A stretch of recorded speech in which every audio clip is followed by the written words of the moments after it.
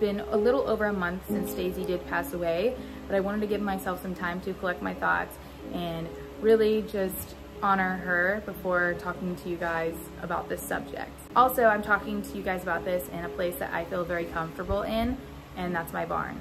So that's why the setting is like this. But to start off, I got Daisy when I was only 17 years old back in 2014, and she was very, very young when I got her, about 4 to 5 weeks old, which is actually way too young to be taken away from her mother.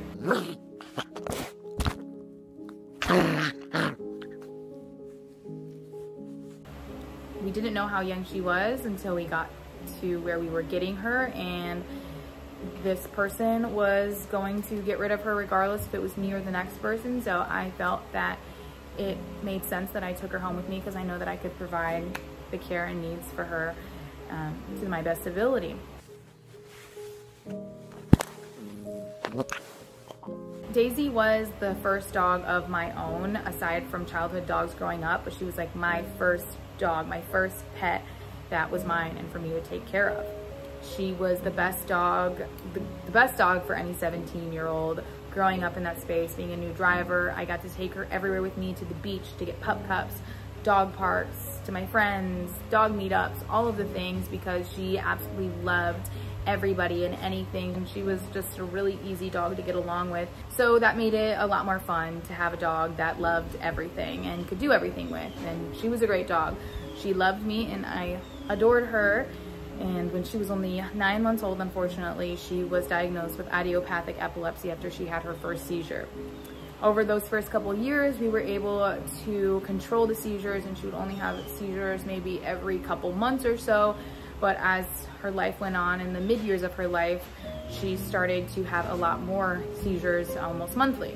So at that point, we were heavily medicating her up until the final years of her life, where the seizures did start to deteriorate her body because of a lot of the medication that she was on, also just the pure amount of seizures that she was having at that point.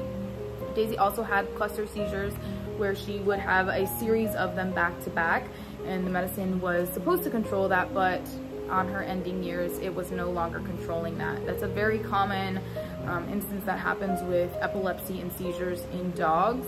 Although Daisy lived till a little over 10 years old, and that was a far greater life expectancy than our routine that was treating her had ever imagined her to even have, and myself included. When a dog has seizures over and over again since they were only 9 months old, you don't expect them, especially a large breed dog, to have a very long life expectancy. But Daisy did, and you would never have known that she had anything wrong with her medically.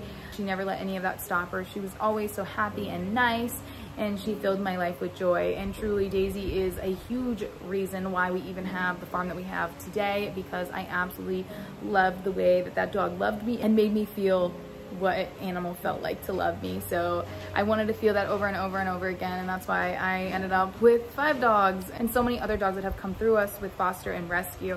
So she is to thank heavily on that, as well as all the other animals on this farm, because my love for animals grew more than I ever imagined because of her.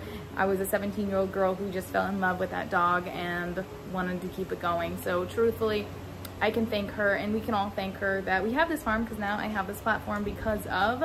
So she has made such a huge impact on my life, more than I could have ever imagined. And with that, I always said I wanted to do right by my dog, and when it came in her end years, that I would make sure that I was always top of mind, her health and her condition, and just overall quality of life. So her last days with us, the quality of life that she was showing was just not great, and I truly believe that she was telling me that she was tired and wanted to be at peace finally and no longer suffering from her ailments. And as much as I wanted to be selfish and keep my dog here just so that I didn't have to know what a life was without her, I knew that she had done right by me for all of these years and that I needed to honor her. And unfortunately, I did have to make one of the hardest decisions as a pet owner can make, but also a responsible decision for her. And we did choose to help Daisy cross over that rainbow bridge on May 10th in the comfort of our home. So we had a vet come to our house and We gave Daisy the best last day that we could. Like I said, she was having a rough couple of days. Her last days letting us know that she was ready to go home. And with that, we gave her all of her favorite treats. We let her eat chocolate ice cream, pizza, chicken, anything you can think of. And on a happy note, Daisy loved whipped cream. Like I said, when she was just a pup, I would take her to go get pup cups at Starbucks all the time. So the last thing that I did is I gave her a giant plate of whipped cream. And you might think it's sad, but to me, it's a very happy memory for me that the final thing that she did in this life on earth is she was licking whipped cream as she passed away. So I think that that was a decision that was really hard for me, but I wanted to honor her. And I don't want to make this a sad ending of this video because Daisy had lived a very long and happy life with lots of adventure and a lot of fun. We did so much with her and we grew up together and we just had a really good time. So I don't think that this has to be a sad thing. She was an older dog and we knew that this day would come. Did I want this day to come? No, not at all. But I did know, unfortunately, that with pets, they don't live as long as humans, unfortunately. So I did know that this day would come and I just never looked forward to it, kind of never thought about it until the day that it was hitting me in the face saying these were the days that, you know, I was not looking forward to. But she was a great dog and we are going to continue honoring her. We did set up a little memorial for her in our backyard where we just planted flowers and daisies just to always keep her top of mind. There's not a day that we don't think about her. We have lived many, many years with her and all I've known for my adulthood is a life with Daisy. So it is harder to now know a life without Daisy. We are adjusting to actually the lack of responsibility that has now been taken off of us since we are no longer caring for a special needs dog. So that in itself has been an interesting adjustment for us and always keeps us reminded of Daisy. You guys over the last 4 to 5 years have been following my journey with my animals and my farm and my life, and I felt it only made sense to do a video and share this major life adjustment with you guys. So I don't want to make this a sad video. Like I said, this should be just an informative video for you guys, but I do want to make the rest of this ending a happy video and just making a little bit of a montage of Daisy over the years.